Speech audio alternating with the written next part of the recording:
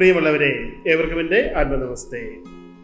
ഇന്ന് നമുക്ക് ഭക്തിയും ധ്യാനവും തമ്മിലുള്ള വ്യത്യാസത്തെപ്പറ്റി അല്ലെങ്കിൽ ഇത് തമ്മിലുള്ള ബന്ധത്തെപ്പറ്റി ഒന്ന് മനസ്സിലാക്കാം. കാരണം പലരും തെറ്റിദ്ധരിക്കാറുണ്ട്, ഭക്തിയാണ് യഥാർത്ഥമായ ധ്യാനം എന്ന് പറയാറുണ്ട്. എന്നാൽ യഥാർത്ഥമായ ധ്യാനം ഭക്തിയല്ല, മറിച്ച് നിർമ്മലത്തിന്റെ അവസ്ഥയാണ് എന്ന് വാദിക്കുന്നവരുമുണ്ട്. അപ്പോൾ എന്താണ് ഭക്തി, എന്താണ് ധ്യാനം എന്നൊക്കെയുള്ള കാര്യങ്ങൾ നമ്മളൊന്ന് മനസ്സിലാക്കിയിരിക്കേണ്ടത് ആവശ്യമാണ്. കാരണം നമ്മുടെ മുന്നോട്ടുള്ള ജീവിതത്തിൽ നമ്മൾ ഏത് മാർഗത്തിലൂടെയാണ് കടന്നു പോകേണ്ടത് എന്ന് തീരുമാനിക്കേണ്ടത് നമ്മളുടെ ഈ ആത്യന്തികമായ അറിവാണ്. അപ്പോൾ ഇവിടെ നമ്മൾ നോക്കുന്ന സമയത്ത് ഭക്തിയും ധ്യാനവും രണ്ട് വ്യത്യസ്തമായ തലങ്ങളിൽ നമുക്ക് മനസ്സിലാക്കപ്പെടേണ്ടതാണ്. ഈ ഭക്തി എന്ന് പറയുമ്പോൾ നമ്മുടെ ഹൃദയത്തിൽ നിന്ന് വരുന്ന നമ്മുടെ വൈകാരികമായ തലമാണ്. അതായത് ഭക്തിയിൽ നമുക്ക് എപ്പോഴും ഭഗവാനോടുള്ള നമ്മുടെ ആത്യന്തികമായ പ്രണയത്തെയാണ് നമ്മൾ പ്രതിഫലിപ്പിക്കുന്നത്. അതായത് ഒരു ഭക്തിയിലൂടെ നമ്മൾ ഭഗവാനിലേക്ക് എത്തിച്ചേരുന്ന സമയത്ത് അവിടെ നമ്മുടെ ഉള്ളിലെ അനന്തമായ സ്നേഹത്തെയും കാരുണ്യത്തെയുമാണ് ഭഗവാന് വേണ്ടിയിട്ട് നമ്മൾ അവിടെ സമർപ്പണം ചെയ്യുന്നത്. അതുകൊണ്ട് തന്നെ ഭക്തിയുടെ കേന്ദ്രം എന്ന് പറയുന്നത് എപ്പോഴും നമ്മുടെ ഹൃദയമാണ്. നമ്മുടെ ഹൃദയത്തിലാണ് ആ പരമമായ സ്നേഹവും അതുപോലെ തന്നെ പരമമായ കാരുണ്യവും അന്തർലീനമായി ഇരിക്കുന്നത്. അതുകൊണ്ടാണ് നമ്മുടെ ഹൃദയ ചക്രത്തെ നമ്മൾ അനാഹത ചക്രം എന്ന് വിളിക്കുന്നത്. അനാഹതമായിരിക്കുന്ന ആ ഒരു അൺകണ്ടീഷണൽ ആയിട്ടുള്ള സ്നേഹവും കാരുണ്യവും ഒക്കെ അന്തർലീനമായിരിക്കുന്നത് നമ്മുടെ ഹൃദയത്തിലാണ്. അതുകൊണ്ടാണ് ജീസസ് ക്രൈസ്റ്റിന്റെ ഒക്കെ ഹൃദയത്തെ, അദ്ദേഹത്തിന്റെ അൺകണ്ടീഷണൽ ആയിട്ടുള്ള സ്നേഹത്തിന്റെ പ്രതീകമായിട്ട് അദ്ദേഹത്തിന്റെ ഹൃദയത്തെയാണ് എപ്പോഴും നമ്മൾ ആ ചിത്രങ്ങളിലൊക്കെ കാണുക. അപ്പോൾ അങ്ങനെ ഭക്തിയിലൂടെ കടന്നു പോകുന്ന ഒരു സാധകൻ ഫോക്കസ് ചെയ്യുന്നത് എപ്പോഴും അവന്റെ ഹൃദയത്തിലേക്കായിരിക്കും, അതായത് അവന്റെ അനാഹത ചക്രത്തിലേക്കായിരിക്കും. അപ്പോൾ ഭക്തി എന്നത് നമ്മുടെ ഉള്ളിലെ ആ വൈകാരികമായ തലങ്ങളുമായി ബന്ധപ്പെട്ട് നമ്മൾ ഭഗവാന് വേണ്ടി സമർപ്പിക്കുന്ന ആ വൈകാരികമായ പ്രകടനങ്ങളാണ്. അതായത് അത് പ്രണയമായിക്കോട്ടെ, അത് സ്നേഹമായിക്കോട്ടെ, അത് വിശ്വാസമായിക്കോട്ടെ, എന്ത് തന്നെയാണെന്ന് പറഞ്ഞാലും ആ ഭക്തിയിലൂടെ നമ്മൾ പ്രകടമാക്കുന്നത് നമ്മുടെ ഹൃദയത്തിന്റെ ഉള്ളിൽ നിന്നുള്ള ആ വൈകാരിക ഭാവത്തെയാണ്. എന്നാൽ ധ്യാനമെന്ന് പറയുമ്പോൾ അതിൽ നിന്ന് കുറച്ചും കൂടി വ്യത്യസ്തമാണ്, അത് കുറച്ചും കൂടി സൂക്ഷ്മമാണ്. ധ്യാനമെന്ന് പറയുമ്പോൾ അത് നമ്മുടെ ഭൗതികമായ തലത്തിൽ നിന്നുകൊണ്ടുകൂടി സംഭവിക്കേണ്ട ഒരു ക്വാളിറ്റിയാണ്. എന്ന് പറഞ്ഞാൽ ഒരു ധ്യാനത്തിലേക്ക് ഒരു വ്യക്തി മാറുന്നു എന്ന് പറഞ്ഞാൽ, അല്ലെങ്കിൽ ഒരു സാധകൻ ധ്യാനത്തിലേക്ക് കടക്കുമ്പോൾ ആ ധ്യാനാവസ്ഥ അവന് സംഭവിക്കണമെന്നുണ്ടെങ്കിൽ തീർച്ചയായും അവന്റെ മനസ്സിലേക്ക് കടന്നു ചെല്ലേണ്ടതായിട്ടുണ്ട്. ആ മനസ്സിലേക്ക് കടന്നു ചെന്നുകൊണ്ട് മനസ്സിലെ ചിന്തകളെ നമ്മൾ നിർമ്മലമാക്കിക്കൊണ്ട്, അല്ലെ ചിന്തകളെ നമ്മൾ ഒബ്സർവ് ചെയ്തുകൊണ്ട് ആ ചിന്തകളെ ഇല്ലാതാക്കുന്ന ഒരു അവസ്ഥയിലേക്ക് ആ മാനസികാവസ്ഥയെ എത്തിക്കുകയും അങ്ങനെ മനസ്സ് തന്നെ അവിടെ നിലനിൽക്കുന്നില്ലാത്ത ഒരവസ്ഥയിൽ മാത്രമാണ് ഒരുവനിൽ ധ്യാനം സംഭവിക്കുന്നത്. അപ്പോൾ ധ്യാനം സംഭവിക്കുക എന്ന് പറഞ്ഞാൽ നമ്മുടെ ഉള്ളിലെ ആ ആത്മബോധത്തെ, അല്ലെങ്കിൽ ആ ഈശ്വരാംശത്തെ, അല്ലെങ്കിൽ ഈ പ്രപഞ്ചബോധത്തിന്റെ അംശത്തെ നമ്മൾ അനുഭവിക്കുന്ന അവസ്ഥയാണ് ധ്യാനാത്മകത എന്ന് പറയുന്നത്.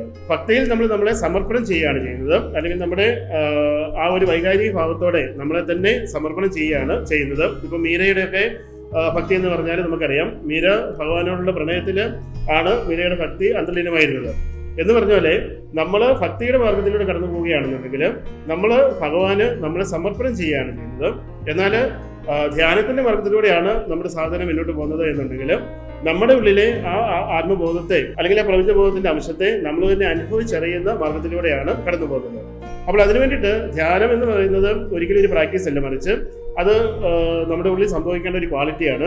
ആ ഒരു ക്വാളിറ്റി നമ്മുടെ ഉള്ളിൽ സംഭവിക്കണമെന്നുണ്ടെങ്കിൽ ആദ്യം തന്നെ നമ്മൾ നമ്മുടെ ചിന്തകളെ ഒബ്സർവ് ചെയ്യാം, നമ്മുടെ ചുറ്റുപാടുകളെ ഒബ്സർവ് ചെയ്യാം. ആ ചിന്തകളെ ഒബ്സർവ് ചെയ്ത് നമ്മൾ ആ ചിന്തകളില്ലാത്ത ഒരു അവസ്ഥയിലേക്ക് നമ്മൾ സ്വയമേവ പരിണമിച്ച് വരേണ്ടതായിട്ടുണ്ട്. അതുകൊണ്ട് തന്നെ ധ്യാനം നമുക്ക് പെട്ടെന്ന് നമ്മുടെ ഉള്ളിൽ സംഭവിക്കേണ്ട ഒരു കാര്യമല്ല. എന്നാൽ ഭക്തി നമുക്ക് എപ്പോഴും വേണമെങ്കിലും നമ്മുടെ ഉള്ളിൽ സംഭവിപ്പിക്കാവുന്ന കാര്യമാണ്. കാരണം ഭക്തി നമ്മൾ സമർപ്പണം ചെയ്താൽ മാത്രം മതിയാവും. കാരണം നമ്മുടെ വൈകാരിക തലങ്ങളിൽ നമ്മുടെ ഹൃദയത്തിൽ നിന്ന് നമ്മളെ തന്നെ സമർപ്പണം ചെയ്യുന്ന സമയത്ത് അവിടെ ഭക്തിയുടെ അലകളാണ് നമ്മളിൽ നിന്ന് പ്രസരണം ചെയ്യുന്നത്. എന്നാൽ ധ്യാനാത്മകത നമ്മുടെ ഉള്ളിൽ സംഭവിക്കണമെന്നുണ്ടെങ്കിൽ കുറച്ചും കൂടി സൂക്ഷ്മമായ തലത്തിലേക്ക് ഇറങ്ങി ചെന്നുകൊണ്ട് കുറച്ചും കൂടി സൂക്ഷ്മമായ തലത്തിൽ നമ്മളെ തന്നെ പരിവർത്തനം ചെയ്യേണ്ടതായിട്ടുണ്ട്. അങ്ങനെ പരിവർത്തനം ചെയ്യാനായിട്ട് നമുക്ക് സാധിച്ചു കഴിഞ്ഞാൽ, ആ ഒരു ധ്യാനം നമ്മൾ സംഭവിച്ചു കഴിഞ്ഞാൽ നമ്മൾ തന്നെ സ്വയമേവ ഈ ഈശ്വരാംശത്തിന്റെ അംശമാണ്, അല്ലെ ഈശ്വര തത്വത്തിന്റെ അംശം തന്നെ ആണ് എന്നുള്ള പരിപൂർണമായ ബോധ്യത്തിലേക്ക് നമുക്ക് എത്തിച്ചേരാനായിട്ടും നമ്മുടെ ഉള്ളിലെ ആത്മബോധത്തെ അറിയുവാനായിട്ടും നമുക്ക് സാധിക്കും എന്നുള്ളതാണ് അതിന്റെ ക്വാളിറ്റി എന്ന് പറയുന്നത്. അപ്പോൾ അങ്ങനെ ഒരു സാധകന് തന്നെ കണ്ടെത്താനായിട്ട്, തന്നെ അറിയാനായിട്ട്, തന്റെ ചിതാകാശത്തെ അറിയുവാനായിട്ട് സാധിക്കുമ്പോഴാണ് അവനിൽ ധ്യാനാവസ്ഥ സംഭവിക്കുന്നതും അതോടൊപ്പം ഈ പ്രപഞ്ചബോധവുമായി കമ്മ്യൂണിക്കേറ്റ് ചെയ്യാനായിട്ട്, അല്ലെങ്കിൽ ഈ പ്രപഞ്ചബോധവുമായി സംവദിക്കാനായിട്ട് നമുക്ക് സാധ്യത ഉണ്ടാവുന്നത്. അപ്പോൾ അങ്ങനെ പ്രപഞ്ചബോധവുമായി നമുക്ക് സംവദിക്കുവാനായിട്ട് സാധിച്ചു കഴിഞ്ഞാൽ നമ്മുടെ ജീവിതം ഏറ്റവും ഉന്നതമായ നിലയിലേക്ക് പരിവർത്തനം ചെയ്യുവാനായിട്ടും നമ്മുടെ ബോധാവസ്ഥ കൂടുതൽ വികാസം പ്രാപിച്ചുകൊണ്ട് ഈ പ്രപഞ്ചത്തിന്റെ സൂക്ഷ്മമായ കാര്യങ്ങളെ നമുക്ക് മനസ്സിലാക്കുവാനായിട്ടും അതുപോലെ തന്നെ നമ്മളുടെ ജീവിതത്തിന്റെ രഹസ്യങ്ങൾ, അതായത് ഞാൻ ആരാണ് എന്നുള്ള പരമമായ തത്വത്തെ നമുക്ക് അറിയുവാനായിട്ടും അതുപോലെ തന്നെ നമ്മളുടെ ജീവിതത്തിൽ സംഭവിച്ചുകൊണ്ടിരിക്കുന്ന ഓരോ കാര്യങ്ങളുടെയും പിന്നിലെ രഹസ്യങ്ങൾ എന്തൊക്കെയാണ് എന്ന് അറിയുവാനായിട്ടും നമ്മുടെ ജീവിതത്തിലേക്ക് വരാൻ പോകുന്ന കാര്യങ്ങൾ എന്തൊക്കെയാണ്, അല്ലെങ്കിൽ വരാൻ പോകുന്ന കാര്യങ്ങളെ പറ്റിയുള്ള ഒരു ഇൻഫർമേഷൻ അല്ലെങ്കിൽ ഒരു ഇൻഡ്യൂഷൻ നമുക്ക് നേരത്തെ തന്നെ ലഭിക്കുവാനും ഒക്കെ നമുക്ക് സാധിക്കുന്നതാണ്. അപ്പോൾ ഈ ഒരു ധ്യാനാവസ്ഥ നമ്മുടെ ഉള്ളിൽ സംഭവിപ്പിക്കുക, അല്ലെങ്കിൽ ഈ ഒരു ധ്യാനാവസ്ഥയിലേക്ക് നമ്മളെ പരിവർത്തനം ചെയ്യുക എന്നുള്ളത് അല്പസമയമായ കാര്യമാണെങ്കിൽ പോലും അത് നമുക്ക് ഒരിക്കൽ സാധിച്ചു കഴിഞ്ഞാൽ നമുക്ക് നമ്മുടെ ജീവിതം കൂടുതൽ വളരെ ഉയർന്ന രീതിയിലേക്ക് പരിവർത്തനം ചെയ്യുവാനായിട്ടും അങ്ങനെ വളരെ സന്തോഷ സമാധാനവുമുള്ള വ്യക്തികളായി മാറുവാനായിട്ടും നമുക്ക് സാധിക്കുന്നതാണ്. അപ്പോൾ നിങ്ങളുടെ ഉള്ളിൽ ഭക്തിയാണ് മുന്നിട്ട് നിൽക്കുന്നത് എന്നുണ്ടെങ്കിൽ ആ ഭക്തിയുടെ മാർഗത്തിലൂടെ തന്നെ മുന്നോട്ട് പോയി നിങ്ങളെ തന്നെ നിങ്ങളുടെ ഉള്ളിലെ ആ ഒരു ആത്മബോധത്തിന്, അല്ലെങ്കിൽ ആ നിങ്ങളുടെ ഉള്ളിലെ ആ പ്രപഞ്ചബോധത്തിന്റെ അംശത്തിന്, അല്ലെങ്കിൽ ആ ദൈവികതയ്ക്ക്, അല്ലെങ്കിൽ നിങ്ങളുടെ ഭഗവാന് നിങ്ങളെ തന്നെ സമർപ്പണം ചെയ്തുകൊണ്ട് ആ ഭക്തിയുടെ മാർഗത്തിലൂടെ തന്നെ ജീവിതത്തെ കൂടുതൽ മെച്ചപ്പെടുത്തിയെടുക്കാം. ഇനി അതല്ല ധ്യാനത്തിലൂടെ കടന്നു പോകാനായിട്ട് ആഗ്രഹിക്കുന്ന ആളുകളാണെന്നുണ്ടെങ്കിൽ അതിന് ഒരു ഗുരുവിന്റെ സഹായത്തോടു കൂടി ആ ഒരു ധ്യാന അവസ്ഥയിലേക്ക് പ്രവേശിക്കുക. അങ്ങനെ ആ ധ്യാനത്തിലൂടെ കടന്നു പോയിക്കൊണ്ട് നമ്മുടെ ഉള്ളിലെ ആ ആത്മബോധത്തെ, ആ ആത്മാവിന്റെ ആ ചിതാകാശത്തെ അറിയുവാനായിട്ടും അങ്ങനെ അറിഞ്ഞുകൊണ്ട് അങ്ങേയറ്റം സന്തോഷവും സമാധാനവുമുള്ള വ്യക്തികളായിട്ട് മാറുവാനായിട്ടും എന്നെ കേട്ടുകൊണ്ടിരിക്കുന്ന നിങ്ങൾക്ക് ഓരോരുത്തർക്കും സാധിക്കട്ടെ എന്ന് ആശംസിച്ചുകൊണ്ട് മറ്റൊരു വീഡിയോയിൽ മറ്റൊരു സബ്ജക്റ്റുമായി കാണുന്നവരെ നിങ്ങളുടെ സ്വന്തം യാഷ